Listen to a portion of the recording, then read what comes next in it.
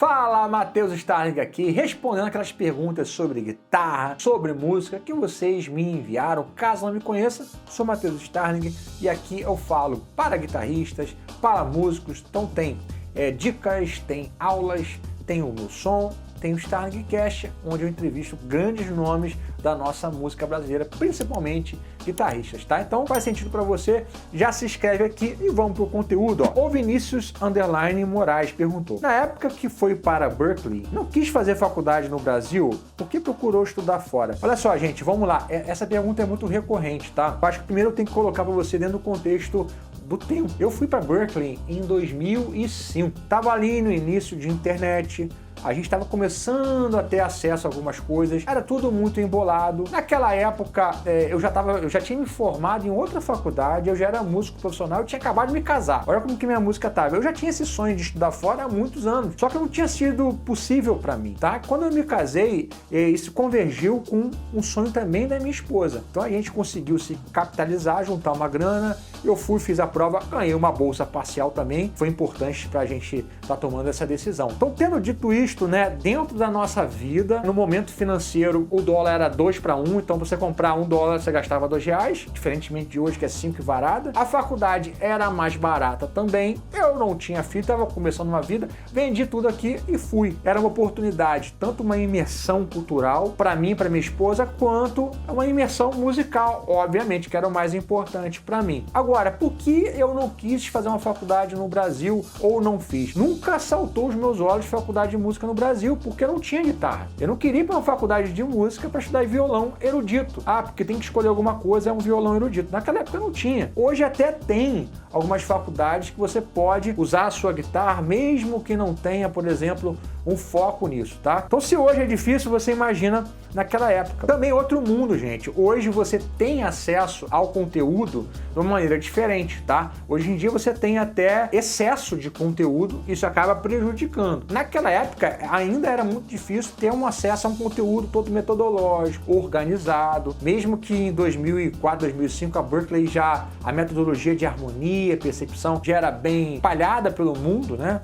No Rio de Janeiro mesmo a gente tinha professores que tinham estudado lá e passavam esse método para frente. Eu já tinha estudado harmonia pela metodologia da Berklee, percepção também antes de ir. Inclusive eu consegui eliminar vários créditos quando eu cheguei lá. Mas foi uma união, né, de fatores, uma convergência que acabou fazendo com que a gente fosse para lá. Iria hoje? Talvez não, né?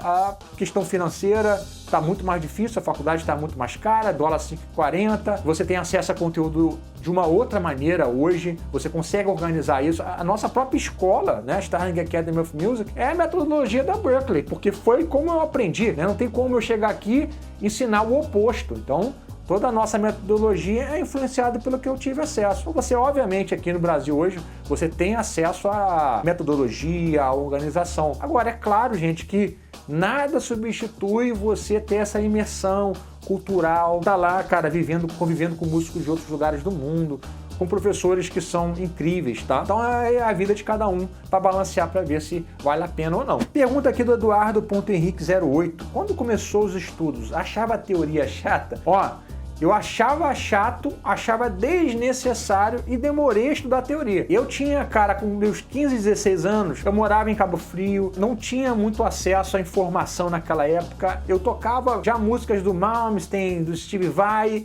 e por isso eu achava que eu já era muito bom, só porque eu conseguia imitar aquelas coisas. Então eu achava todo o resto besteira. E eu lembro da minha mãe me cobrando isso. Pô, você quer ser músico profissional, já tá tocando bem, tá sendo já reconhecido. Pô, vai estudar esse negócio direito. E eu com 16 anos já tava ganhando meu primeiro cachezinho aqui, outro ali. Me achava o cara já da música. Achava que tava tudo certo. Só fui começar a estudar teoria já com 20 anos de idade, né? Ali que eu entrei realmente em método, em escola de música, comecei a aprender harmonia, separado de percepção, separado de improvisação, tomei um couro danado, mas foi ótimo para mim. Então eu demorei a entrar nisso, mas quando eu comecei eu valorizei muito.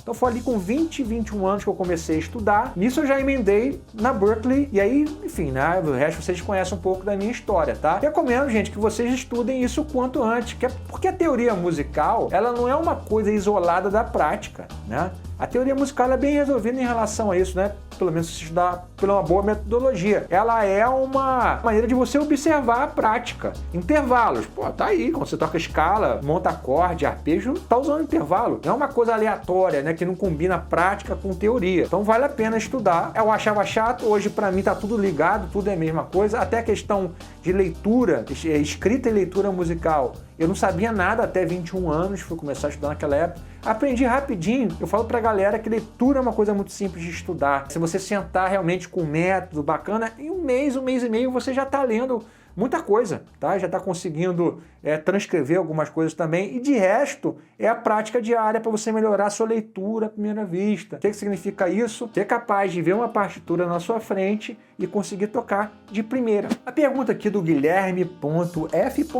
Além do 4x4, quais são as outras fórmulas de compasso comuns no jazz? Ó, o jazz swing, né, que a gente chama, a gente inclusive fala do metrônomo invertido, que é 1, 2, 3, 4. 1, 2, 3, 4. Então 4x4 aqui. Quando você pensa, por exemplo, na música brasileira, você não está pensando em invertido, você está pensando aqui, ó. 1, 2, 3, 4, 1, 2, 1, 2, 1, 2. Tem gente que prefere escrever 2x4, tem gente que escreve 4x4. Mas enfim, por mais que você sinta diferente, no final das contas é 4x4. Muito comum no jazz, a valsa, gente, que é chamada de waltz. Você vai pegar os grandes músicos aí, tem sempre waltz for Debbie, waltz para não sei quem, tá? Valsa para pro amigo, valsa para a esposa, valsa pro tio. É muito comum, tá? Então é 3x4, né? Que é 1, 2, 3, 1, 2, 3, bluesette, 2, 3, pá, pá, pá, pá, pá, pá, pá, para, pá, para, pá, para, pá, pá, pá. Então, 1, 2, 3, é valsinha, né? Pão, quem quer, pão, quem quer. Meu pai sabia tocar essa música, era a única música que ele sabia tocar no violão. Ele ficava, pão, quem quer, pão, quem quer, pão. Valsinha. Agora, 7x4, 5x4, tem. Aquela música Take 5.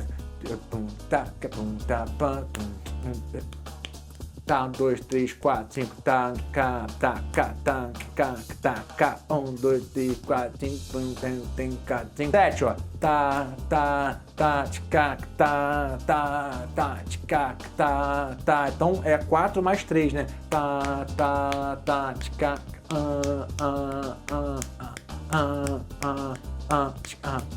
rola, mas não é tão comum, né? 5 você encontra, 7, mas muito comum, 3x4 e 4x4. A pergunta aqui do Rafa Guitar 33, sobre estudar temas, como escolher um tema? Alguma dica de temas mais fáceis? Ó, vou repetir o que eu já disse em alguns desses vídeos aí. Importante aprender blues maior, blues menor, tá? A forma de 12 compassos, blues maior é diferente do blues menor, e o blues com turnaround. Blues maior tem uma pancada, não vou falar de nenhum. Blues menor, Mr. PC, Equinox, pô, tem também um do Wayne Shorter que eu esqueci o nome, mas tem vários, tá? Blues maior com turnaround é o Tenor Madness. Escreve aqui embaixo para mim, editor, pra galera saber o que é o que aí. Depois, cara, Autumn Leaves, uma música super fácil de você pegar, não tem modulação. Blue Bossa tem uma primeira modulaçãozinha de Dó menor para Ré bemol. Então só de você pegar essas músicas aqui, você já está se movimentando bem. Aí, uma música brasileira, cara, em vez de pegar Garoto de Ipanema, que é um pouco mais difícil, pega Só Danço Samba, tá? É uma música interessante para você pegar. Eu queria olhar nos temas, saber analisar as progressões mais básicas, 2, 5, 1, porque isso se repete o tempo inteiro, 1, 6, 2, 5, 2, sub 5, 1, enfim. A importante demais é você aprender a harmonia e a melodia bem aprendida, de coração. O que significa isso? Você aprendeu e você está revisitando e daqui a 10 anos, se precisar, você vai saber tocar de novo, porque você aprendeu de verdade. Pergunta aqui do Michael Roger. Nota-alvo podem literalmente salvar meu improviso? Não. Sabe por quê, gente? Nada vai salvar teu improviso. Tem a bala de prata aqui. Cara, se você estudar isso, porque existe esse negócio, né? Meu irmão, se você estudar isso, aí sim você vai ficar sinistro. Não tem uma bala de prata, gente, tem várias coisas que são importantes. Essa questão de nota-alvo, né? Quando você, por exemplo, está tocando temas mais sofisticados e você pensa em acorde por acorde, você dá aquela sofisticada no som. Eu já vi muita gente, até músicos bons, né? Que não são do jazz, quando vão tocar jazz, até aprende o swing, até aprende umas frases, mas você sente que o cara não tem essa consciência harmônica de tocar cada um dos acordes, falta um pedaço, sabe? Falta uma coisa inerente, importante ao jazz, que é você fazer esse outline dos acordes. Então, por exemplo, Fá menor, Si bemol menor, Mi bemol. Você toca a tetra de Fá menor, a tetra de Si bemol, a tetra de Mi bemol e fazer isso com boas conexões, pode usar cromáticos, não precisa ser um robozinho, mas quando você tem isso no seu vocabulário, isso também vai fortalecer harmonicamente o seu som. Mas o que você acha disso? Tem alguma bala de prata aí? Fala pra mim, galera. Antes de ir embora, convido para conhecer a Starling Academy of Music, estudar comigo, tem um nivelamento logo quando você entra, pra gente passar um cronograma personalizado, pra você não ficar à deriva.